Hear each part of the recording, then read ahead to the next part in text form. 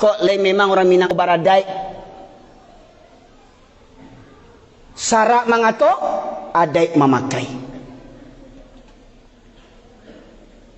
Kecek syarat.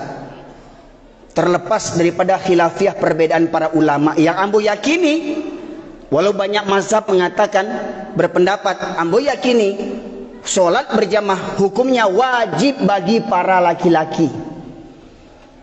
Di mana dalil wajibnya? Yang pertama syarat mengatur surah Al-Baqarah ayat 43, wa aqimus shalah wa atuz zakah warka'u ma'ar rakiin. Ada 3 perintah dalam surah Al-Baqarah ayat 43. Wa aqimus shalah, dirikan solat, hukumnya kita sepakat wajib hukumnya. Wa atuz zakah, tunaikan zakat, kita sepakat wajib hukumnya.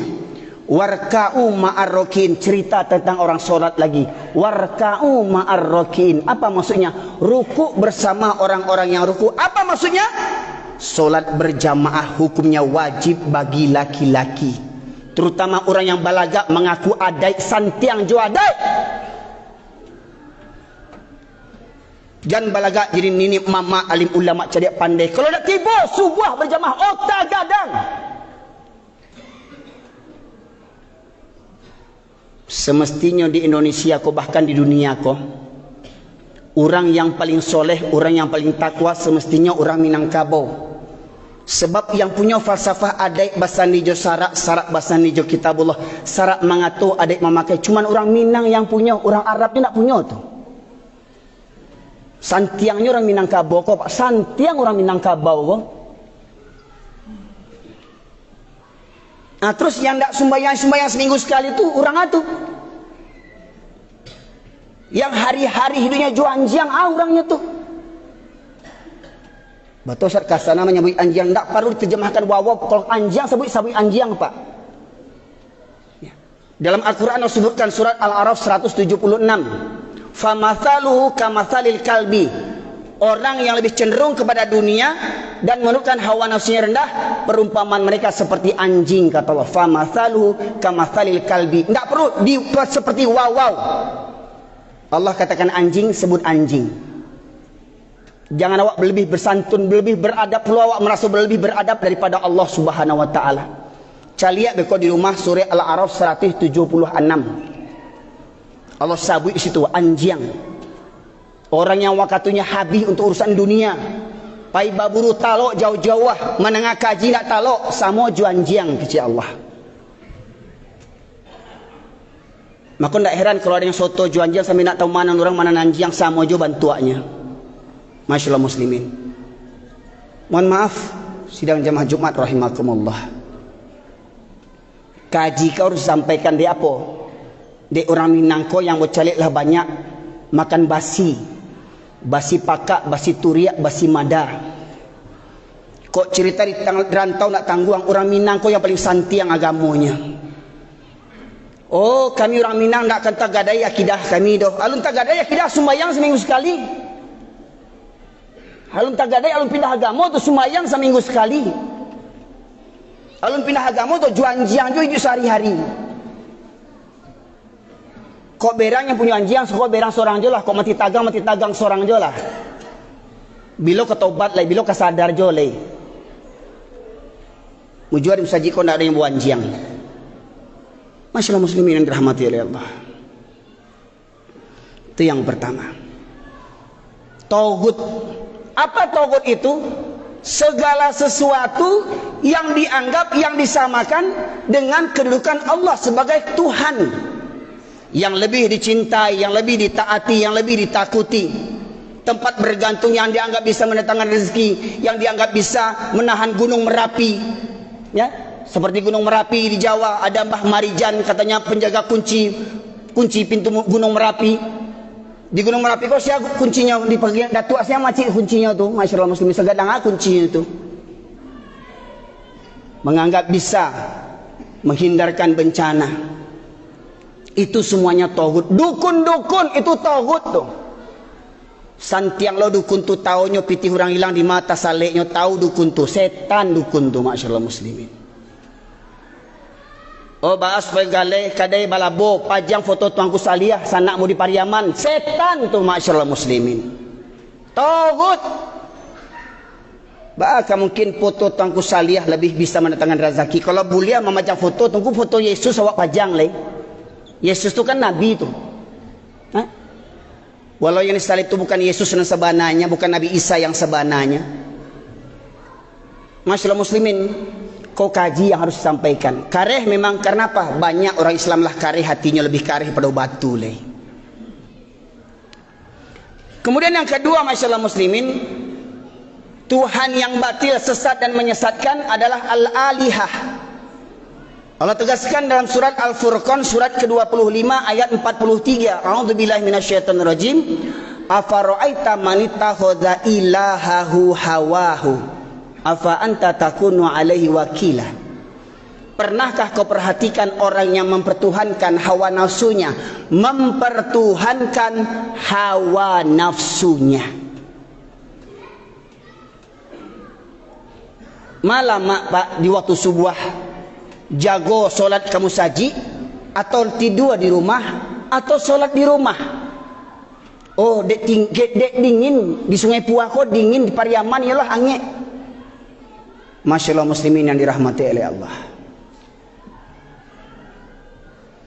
Di masa Nabi ada Bilal yang pertama namanya Bilal. Di masa Nabi itu dua masyaallah muslimin. Karena di masa Nabi memang azan subuh itu 2 kali. Ya, azan pertama untuk menjagukan orang untuk solat tahajud atau puas untuk sahur. Azan kedua baru masuknya waktu solat. Azan pertama dikumandangkan oleh Abdullah bin Ummi Maktum. Si Abdullah bin Ummi Maktum kau sahabat Nabi. Dek beliau kau lah perantaranya turun surat Abasa wa Tawalla. Surat Abasa. Lah gaya kecilnya bersobat ya Rasulullah. Ya Rasulullah, engkau tahu aku orang tua yang buta. Aku orang tua yang buta, kata Abdullah bin Ummi Maktum. Rumahku jauh dari masjid. Jalan ke masjid berliku-liku. Banyak binatang berbisa, ular, kalajengking, ya, sipasan. Tidak ada orang yang senantiasa menuntunku ke masjid. Ya Rasulullah, bolehkah aku sholat di rumahku? Orang buta gaek, rumah jauh, tidak ada onda, tidak ada sepeda, tidak ada ojek. Batanya meminta ke Rasulullah, ya Rasulullah, bolehkah aku sholat di rumahku? Kata Rasulullah, apakah kau mendengar seruan azan? Dengar ya Rasulullah. Tidak ada keringanan bagimu untuk sholat di rumahmu. Dun sana ambo, yang orang Minangkabau, yang keceknya orang Baradai, orang gaek buta meminta ke Nabi untuk keringanan solat di rumah. Jangan kecek kajian bo kareh, suara moyo kareh sebab mo lahir di Medan, tinggal di Pariaman, ya, darah Batak bersambung bersujadah Pariaman, makanya kareh suara mo. Tapi amo tak pernah seperti Rasulullah. Kecek Rasulullah datang orang buta, kecek Rasulullah meminta keringanan sembahyang di rumah. Kecek Rasulullah, apakah kau mendengar suara azan? Dengar Rasulullah. Tidak ada keringanan bagimu untuk solat di rumahmu.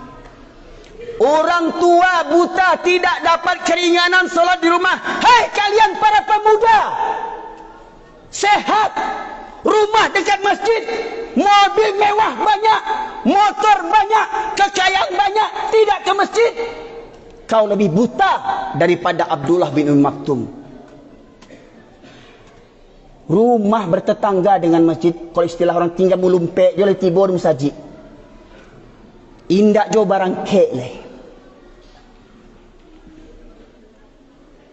Di riwayat yang lain Rasulullah menegaskan, aku ingin. Memang Rasulullah berkeinginan, belum dilakukannya, tapi beliau ingin. Apa keinginan beliau? Aku tunjuk salah seorang menjadi imam. Kumandangan qomat, aku tunjuk salah seorang menjadi imam. Dan aku ingin berkeliling kampung sembari membawa kayu bakar. Apabila aku dapati ada laki-laki yang sehat, balik, berakal, masih berada di rumah, sementara masjid telah mengumandangkan qomatnya, mereka masih berada di rumah, aku bakar rumah mereka. Kok nyampang idui awak di masa Rasulullah, ba'a rumah awak kini. Kok ingiaknya ialah lagi ke surau, kok ayahnya lagi ke surau, anak mudanya, anak lajangnya. Hei pemuda, di mana kalian waktu subuh? Demi pacar namuah pai bajawah-jawah bau hujan-hujan demi pacarnya. Demi Allah, Main game talok sampai malaki subuh. Masuk waktu subuh pulang pai lalok, bukan pai sembahyang. Abdullah bin Umi Maktum orang gaek nan buto, ndak dapat keringanan solat di rumah. Siawa. Maka benarlah kata Rasulullah, dua solat yang berat bagi orang munafik. Mengaku-ngaku Islam, mengaku-ngaku cinta Allah, cinta Nabi, cinta kitab Al-Quran, tapi berat mendatangi solat Isya dan subuh berjamaah. Siapa yang tidak mendatangi solat Isya dan subuh berjamaah, kata Rasulullah, orang munafik. Maka koreksi diri masing-masing. Subuh tadi di mana kita solat? Setiap subuh di mana kita solat? Setiap Isya di mana kita solat? Kalau kita sering meninggalkan masjid ketika subuh dan Isya, ketahuilah ternyata tampang kita ni yang sok soleh, yang sok alim, sok orang Islam KTP, ternyata orang munafik, kata Rasulullah. Maka kalau ingin melihat orang Islam hari-hari, lihat di waktu sholat Jumat, keluar orang Islam sadonyo ko. Yang sembahyang seminggu sekali keluar, yang ke musajid seminggu sekali keluar. Tapi kalau ingin mencari orang beriman, cari waktu subuh. Siapa yang rutin mendatangi sholat subuh berjamaah di masjid ataupun di musola, di surau, itulah orang yang beriman. Innama ya'muru masajidallahi man amana billahi wal yaumil akhir. Mohon maaf, masyaallah muslimin, ayang wak panggaan. Oh, Allah hadiah kekayaan, rumah megah, rumah mewah, kadai banyak di Au Kuniang. Korun lebih kaya pada awak, tahu diuntung lah awak, tahu diuntung awak, korun lebih kaya pada awak le. Oh, pangkat tinggi, dihormati, disegani. Tahu diuntung awak, Firaun lebih tinggi pangkatnya, tahu diuntung awak. Ana awak panggaan. Allah memanggil Allahu Akbar, Allahu Akbar. Allah Maha Besar. Tidak ada urusan yang lebih besar daripada urusan menyahut seruan Allah Subhanahu wa taala. Sidang jamaah Jumat rahimakumullah, kok diturui kaji ko panjang, kaji ko sebenarnya bisa sampai asar khutbah Jumat ko. Tapi dek waktu Jumat ko banyak jamaah yang menggerutu, kok ustaz ko ndak sunnah ko panjang mana khutbahnya. Kalau untuk kaji taunya sunnah. Menggerutunya panjang mana khutbah, untuk kaji taunya sunnah. Ya. Dah datang seminggu sekali tahu lo sunnahnya itu. Masyaallah muslimin. Maka karena waktu yang singkat ini hanya dua yang baru bisa saya sampaikan dari sekian banyak Tuhan yang batil selain daripada Allah. Fa'tabiru albab la'allakum turhamun.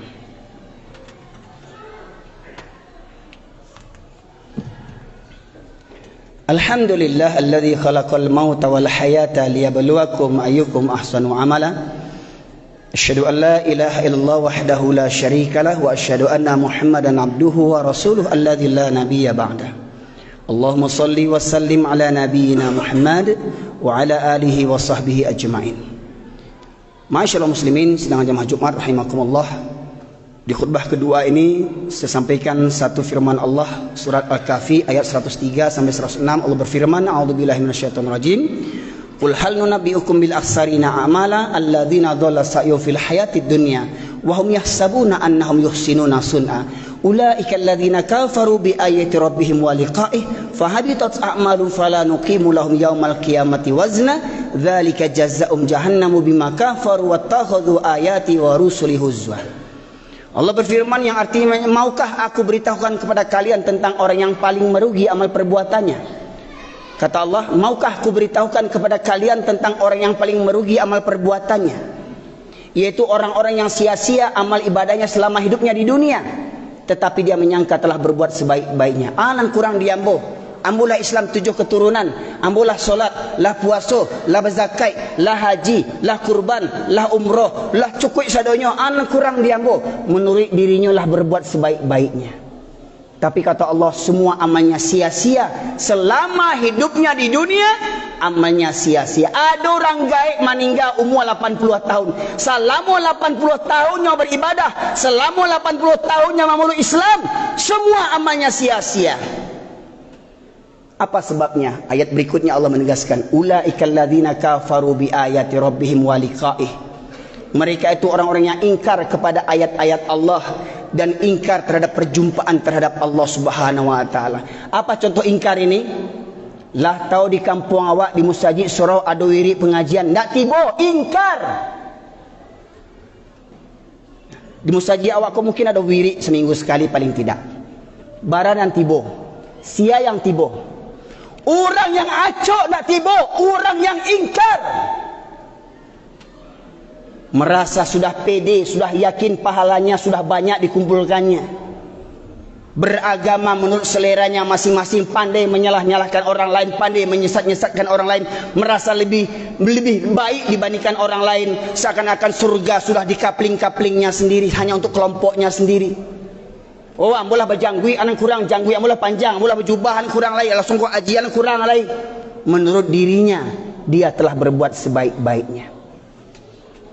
Maka kata Allah, fahabitat amalu, maka hapuslah semua amal-amalnya. Semua amalnya hapus, kata Allah.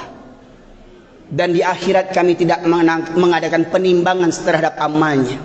Di akhirat tidak ditimbang amalnya. Maka masyaallah muslimin, balasan mereka adalah neraka jahanam. Dikarenakan mereka menjadikan ayat-ayat Allah sebagai gurau-gurauan dan menjadikan para nabi sebagai gurau-gurauan. Maka harapan ambo semoga masyaallah muslimin dalam khutbah Jumat yang singkat ini dan lewat waktunya sedikit, semoga para jemaah bisa bersabar untuk mengambil hikmah daripada khutbah yang ambo sampaikan kini kau, untuk kita mengevaluasi, memperbaharui iman dan takwa kita. Benarkah kita hanya bertuhankan kepada Allah Subhanahu wa taala? Semoga kiranya kita yang hadir semua hari ini adalah orang-orang yang diterimakan taubatnya oleh Allah Subhanahu wa taala. Semoga kita semuanya hari ini orang-orang yang dilunakkan hatinya untuk tunduk patuh kepada Allah Subhanahu wa taala. Semoga kita yang hadir pada kesempatan kali ini senantiasa dirahmati oleh Allah sampai akhir hayat kita. Maka marilah syukuri nikmat ini dengan senantiasa tunduk patuh kepada Allah Subhanahu wa taala. Jangan campakkan rahmat Allah, jangan campakkan hidayah Allah, untuk kita senantiasa tunduk patuh kepada Allah Subhanahu wa taala. Maka saya menghimbau kepada para dunsanak sekalian, orang yang baradai, dunsana ambo orang yang baradai, nenek mama alim ulama cerdik pandai, jo nanak kemanakan, mari babaliak kita ka surau, babaliak ka surau, ramian surau, ramian surau. Itulah kekuatan umat Islam. Innallaha malaikatahu yusholluna 'alan nabi ya ayyuhalladzina amanu shallu wa sallimu taslima.